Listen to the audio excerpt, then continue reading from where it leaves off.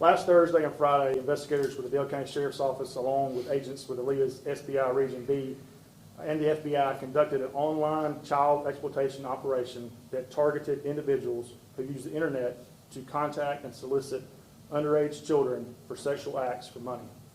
This operation resulted in the arrest of 6 individuals. During this operation, law enforcement posed undercover as underage children in various online platforms. Each of the defendants arrested initiated contact with our undercovers and began engaging in sexually explicit communication almost immediately. Throughout the communication, the age of the decoy was made known several times to the defendant. But still, they continued to communicate with the target and knowingly acknowledged that they intended to meet the child for a sex act in exchange for money. The defendants were then directed to various locations in Dale County where they intended to meet their victims, but instead they were surprised when they met the members of Alabama Drug Enforcement Task Force.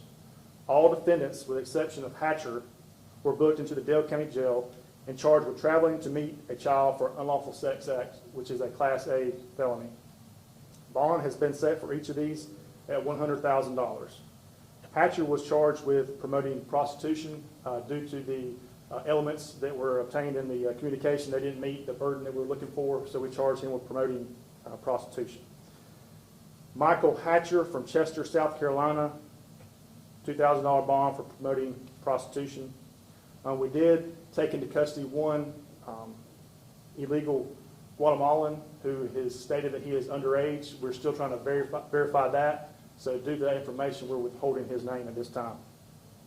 Glenn Daniels, from Blakely, Georgia. He has a $125,000 bond and also $15,000 bonds for resisting arrest and unlawful possession of controlled substance.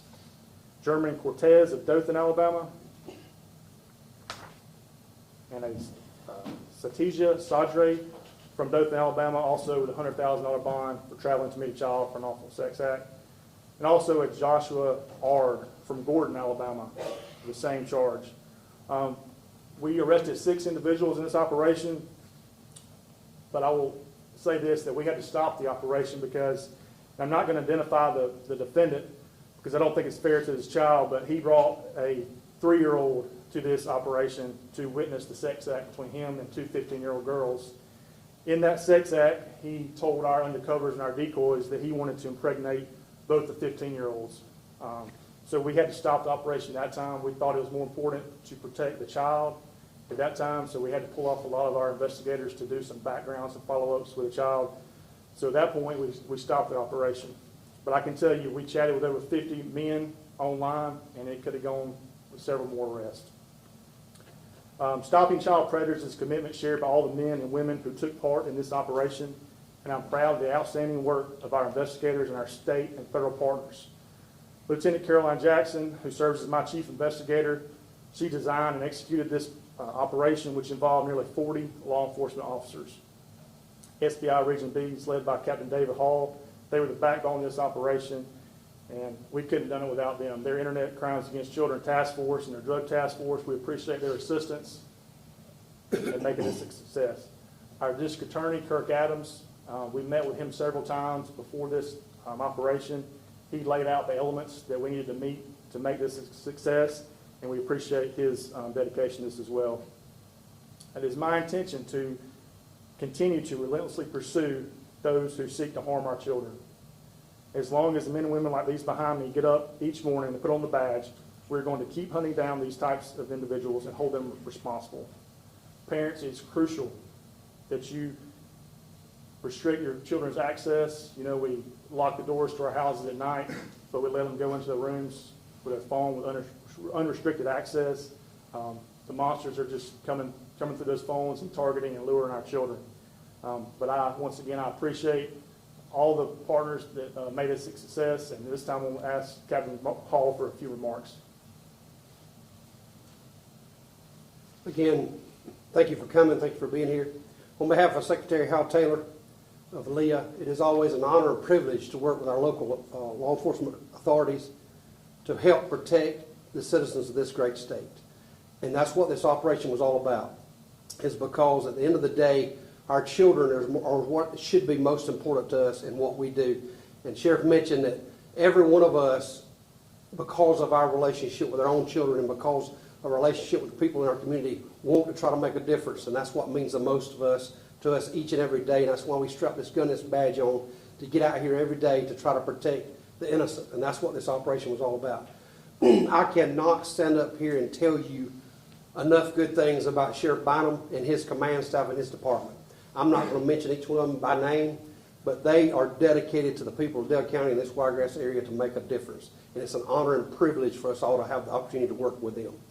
The partners that work with us, we actually utilized our Leah SBI drug task force, which is here in Region B, and it's comprised of the Coffee County Sheriff's Office, Covington County Sheriff's Office, Dale County Sheriff's Office, Enterprise Police Department, Eufaula Police Department, Geneva County Sheriff's Department, Geneva Police Department, Henry County Sheriff's Office, Houston County Sheriff's Office, Ott Police Department, and the Ozark Police Department. We could not have done this operation without their assistance. They were a vital part of what happened Thursday and Friday night.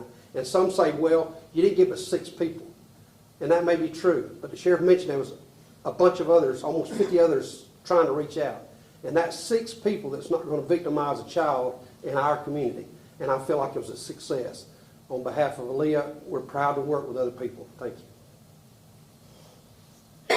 Oh, and next, I introduce Lieutenant Jackson with Dale County Sheriff's Office.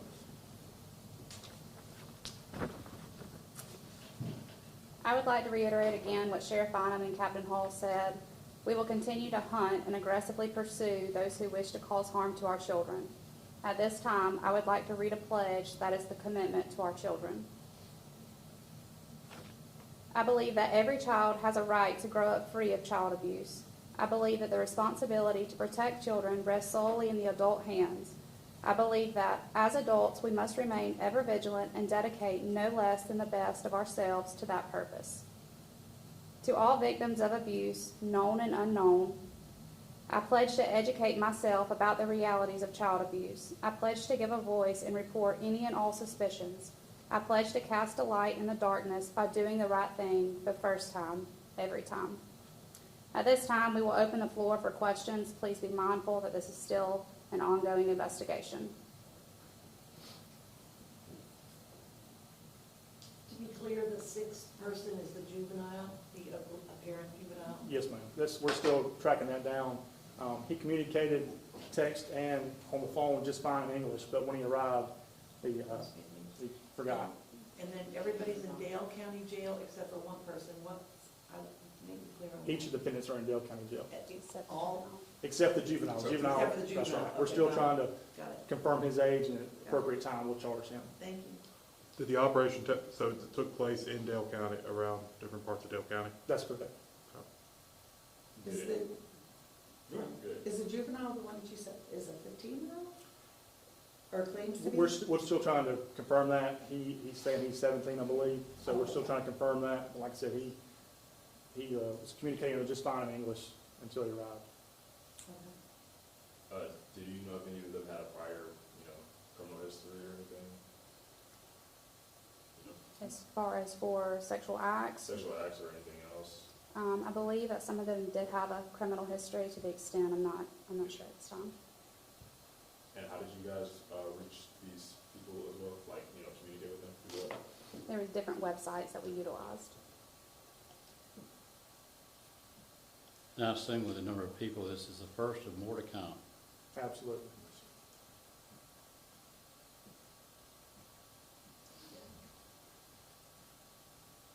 Thank you. Thank you all. Thank you.